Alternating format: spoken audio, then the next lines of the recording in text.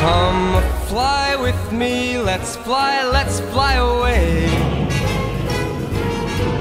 If you It's 7:30 in the morning, and Kevin and Quentin are running late for their flight. Come on, man, come on! I can't believe that taxi driver put us out on the hard shoulder of the M4! I told you not to tell anyone that we're tabloid hacks. It's not fair! We've not done anything! come fly with me, let's fly. Check-in for their flight to Outer Mongolia closes in 5 minutes. Come fly with me. I've seen things I never thought would happen this week. Oh, you're right. Ed Miliband said something, and people actually listened. I can't bear to watch. The Prime Minister was wrong not to come to the House of Commons today. As on every occasion during this crisis, he has failed to show the necessary leadership the country expects. It was risky, but Economy Ed was in the cockpit. Club-class Cameron flying behind. He kept up the pressure on Andy Coulson, demanded Rebecca Brooks be sacked, got his inquiry, and he scuppered the B-Sky B bid. Well, I don't know. I reckon Cameron just about pulled it back by Prime Minister's questions. Where was the public inquiry over the last 10 years? We've now got a full-on police investigation that will see proper prosecutions and, I hope, proper convictions. And we'll have a public inquiry run by a judge to get to the bottom of this issue. That is the leadership I'm determined to provide. Yeah! Today there's severe disruption to all Westminster Airways flights. Oh dear. Look at that. It's causing headaches for both passengers and aircrew. Message from Air Traffic Controller Jeremy Hunt. He's ordered us to stack. He's had a really clever strategy recently. It's called La La La La La, I'm not listening.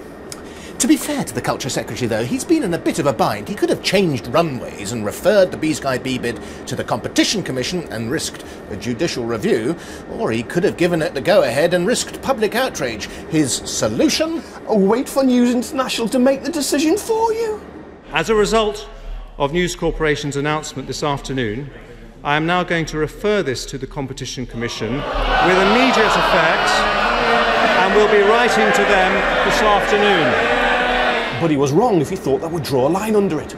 With all the parties planning to vote against the deal, and the Chief Executive of Westminster Airways calling on News International to get his house in order, News International cancelled the flight. But there was still one battered old Vulcan coming droning over the horizon. Airways flight Gordon Brown from Piccadilly, you have permission to land. I have set out the record of my desire to have a judicial inquiry. It was opposed by the police, it was opposed by the Home Office, it was opposed by the civil service, and it was not supported by the Select Committee of the day. Meanwhile, inside Westminster Terminal 1, Kevin and Quentin are still trying to check in. Look at that, cancelled altogether. I wish we could say the same for Flight Officer Brooks. Actually, I think it's a good thing. Parliament reasserting itself. Mind you, I think some Tory MPs are now going to want to turn their sights on that other media jumbo jet, the BBC. I think if ministers have to record meetings with journalists, I'm going to go around Whitehall saying good morning to secretaries of state to add to their paperwork. But I suspect what will happen is we'll see more of the monkeys and fewer of the organ grinders. And I'm not sure that's good for anybody. Come on, we're going to miss our check-in. Come fly with me, let's fly.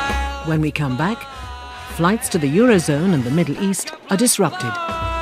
The Chief Executive of Westminster Airways finds the cash has run out. And Quentin has a row at check-in.